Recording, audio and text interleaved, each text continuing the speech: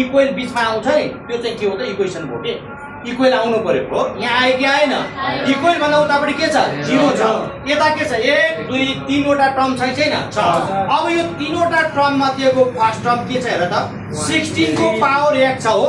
यो 16 को power x नै 16 भनेको स्क्वायर नम्बर हो हैन स्क्वायर नम्बर हो भने 4 4 जा 16 हो त्यसकारण 4 को पावर x को होल स्क्वायर गर्न सक्यो कि सकेन माइनस 5 मल्टिप्लाई यो 4 को पावर x प्लस 1 दुईटै पावर यो 4 को हो गयो नि त त्यसकारण 4 को पावर x 4 को पावर x प्लस को ठाउँमा के हुन्छ इन्टु पावर छुट्याउँदा प्लस को ठाउँमा के इन्टु अनि 4 को पावर 1 4 को पावर 1 प्लस 60 को इक्वल टु के भयो 0 भयो हो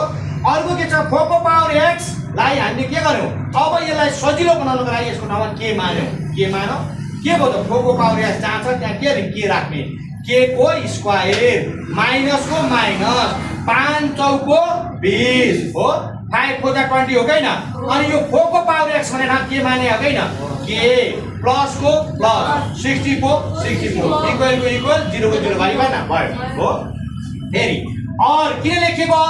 अन्तिममा के छ यहाँ इक्वल छैन इक्वल एकचोटी लेखेपछि दोहोऱ्याएर लेख्न पाइन त्यसकारण और लेख्ने हो और के स्क्वायर अब हामीले के छ त यहाँ तीनवटा टर्म छ यसलाई चारवटा टर्म बनाउनु पर्यो चारवटा टर्म बनाउनु के अन्तिम टर्म कति छ 64 अगाडि कति छ के स्क्वायर को अगाडि अंक कति छ त गुणन गरेको 1 मल्टिप्लाई 64 इक्वल टु के दियो 64 भाइ भएन 64 भनेको 16 मल्टिप्लाई 4 हो नि त हो 16 मल्टिप्लाई 4 जोड्दाखेरि 20 आउँछ कि आउँदैन किन जोडेर अन्तिम को अगाडि प्लस भए जोडेर ल्याउने बीचको माइनस भए घटाएर ल्याउने बीचको हो यो घटाएर ल्याउँदा आउँछ कि जोडेर ल्याउँदा आउँछ त अब प्लस भएको हुनाले जोडेर ल्याउँदा आउँछ जोडेर कुन त 64 भनेको कति त 16 चौको 64 हो हैन 16 र 4 वटा बिसाए कि आएन आयो हो अब के स्क्वायर यो माइनस यो पछाडीको के यो दुईटैले यो ब्राकेट खोल्नु पर्यो के ले पनि गुणन गर्ने यो कोलाई पनि 16 लाई पनि माइनस ले गुणन गर्ने 16 लाई पनि कोलाई पनि माइनस ले गुणन के माइनस प्लस माइनस 16 मल्टिप्लाई के 16 के माइनस प्लस माइनस 4 मल्टिप्लाई के ओके हो अब 64 को 64 भाइ भएन अब चारवटा टर्म हो 1 2 3 4 भाइ भएन चारवटामा दुईटा टर्म मिलाउने हो यो दुईटा टर्ममा हेर्नु के र के स्क्वायरमा कमन के आयो कि आएन के दुईटामा एउटा के बाँकी माइनस को माइनस 16 को 16 के गयो कि हैन यो दुईटैलाई भाग लाग्ने अंक कति 4 हो हैन 4 एकाने 4 16 चौको 64 4 ले भाग लाग्दा 4 कमन आयो कि आएन माइनस 4 आयो अब बाँकी त यो 4 गएपछि बाँकी के यो माइनस ले यो प्लस गर्दा के भयो प्लस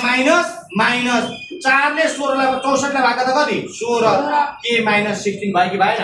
यो के माइनस 16 कमन आयो कि आएन अनि के बाँकी रह्यो यसको अगाडि के बाँकी रह्यो यसको अगाडि माइनस को बाँकी रह्यो के माइनस को भयो कि भएन इक्वल 0 अब के हो त अघि के मानेको थियौ 4 को पावर x र के मानेको थियो भने अब के को ठाउँमा के राख्नु पर्यो 4 को पावर x के को ठाउँमा 4 को पावर x माइनस को माइनस 16 को 16 के को ठाउँमा 4 को पावर x माइनस को माइनस 4 को 4 इक्वल टु 0 भयो अब आइदर गरे यो खण्ड बराबर 0 अथवा यो खण्ड बराबर 0 हो 4 को power x minus 16 equal to 0 और 4 को power x minus 4 equal to 0 हो अब 16 उता लैजाऊ अंकलाई यताबाट लाँदा के भयो माइनस 16 उता लाँदा प्लस 16 भयो कि भएन 16 भनेको के हो 4 दुईचोटि उता आउँछ कि आउँदैन के 4 नै बनाएको त यहाँ 4 बेस छ भने 4 बेस भएपछि के हुन्छ बेस इक्वल टु पावर पनि इक्वल हो हैन बेस बराबर भयो भने पावर के हुन्छ बराबर हुन्छ 4 4 बराबर हो x इक्वल टु 2 आयो कि आएन यतापटि हेर 4 उता लैजाऊ माइनस 4 उता लाँदा के भयो प्लस 4 भयो 4 को पावर x 4 को पावर 1 हो हैन 4 4 बराबर भयो हैन 4 4 बराबर हुन्छ नि माथिको x इक्वल टु माथिको 1 इक्वल भयो x इक्वल टु 1 भयो कि भएन अब x को भ्यालु कति त एउटा भ्यालु 2 एउटा भ्यालु 1 भएपछि x इक्वल टु 1 और 2 भयो कि भएन हो बुझ्यो